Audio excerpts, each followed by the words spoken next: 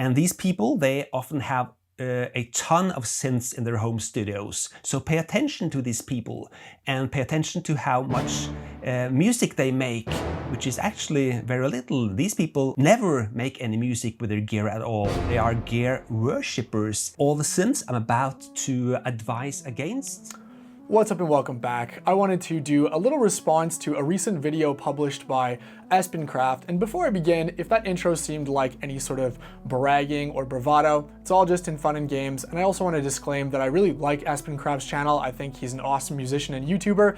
And this response is not meant to start any sort of drama or be confrontational. I just thought that I have a bit of a different perspective and opinion than he does clearly. So it might be worth sharing it on the internet. Well, overall, the main idea behind Espen's video, which you should watch in the description below if you haven't seen it, is that a lot of major synthesizers, including flagship synths from brands like Sequential and Moog, are scams because they are either just glorified VSTs in boxes or they are made from cheap parts and don't justify their high price tag. For the second point, I'm not going to get into that because I feel like there's a lot of conjecture on both sides. I don't know how much R&D costs are required to make a synth or how long that takes, how many hundreds of thousands of dollars are sunk into it that they need to recoup.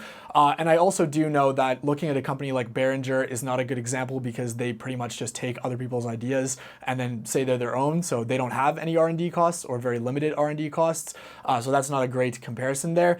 But I want to focus more on the first portion, which I think is a classic difference of opinion and misunderstanding of why people get into analog synthesizers. So as you saw from that cheeky intro montage, I've been releasing and making music for years and years, and I actually started 100% in the box and used only VSTs up until 2018 or 2019. And spoiler alert, my music did not immediately improve overnight. If you're looking for me to say, yes, buying a hardware synth was the magic bullet that took me from being an amateur to a pro, that's not the case. To the average listener, my music probably sounded more or less unchanged. You can go listen to my 2019 Miles Away EP, which was made entirely on VSTs like Diva and Serum. And then right after, go and listen to my song Strangers or Horrors, which are on the same label, made entirely on analog synths, and the mixdowns and the sonic characters sound pretty similar.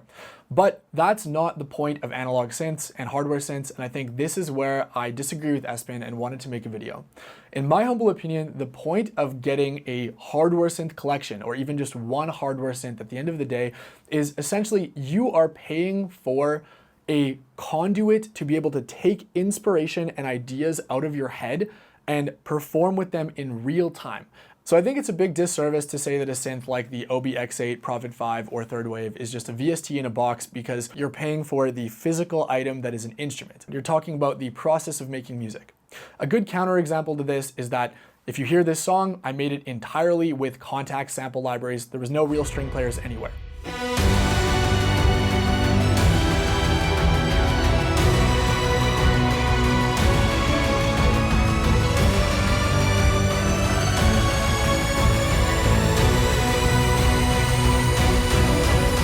I quote unquote got the same results with VSTs that I could have with hardware. This song was successfully placed in a commercial for Clash of Clans, and it sounds realistic because the sound quality of Kontakt banks is great.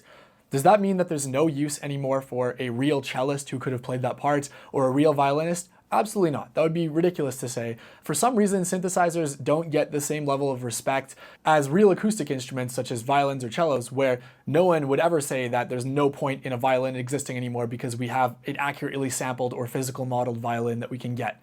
It just doesn't make sense to me why synthesizers don't get the same level of treatment as acoustic instruments in terms of being viewed as a real instrument for a real performer. Where I'll wrap this up is that I definitely understand where Espen Kraft is coming from. I will 100% say you can make great music with VSTs, and whatever inspires you to make music and finish songs, that is what you should do. I know professional music producers who have had way more success than me that both use only VSTs as well as ones that swear by only using hardware. And there's a middle ground as well, which is probably where I'm at. But I think that it's important to have this kind of dialogue because at the end of the day, your money is valuable. You should spend it on something that's going to inspire you and that you're actually going to play, because this is why we get these things. This is why we get into music production, is that joyous feeling of actually creating art and music. Hope you enjoyed the video. Let me know your thoughts in the comments. And again, shout out to Espen. Much love. Go watch his video. I'm not trying to start any sort of flame war in the comments, but I did want to share my thoughts as it's something that I've had a fair amount of experience with. I'll see you in the next video.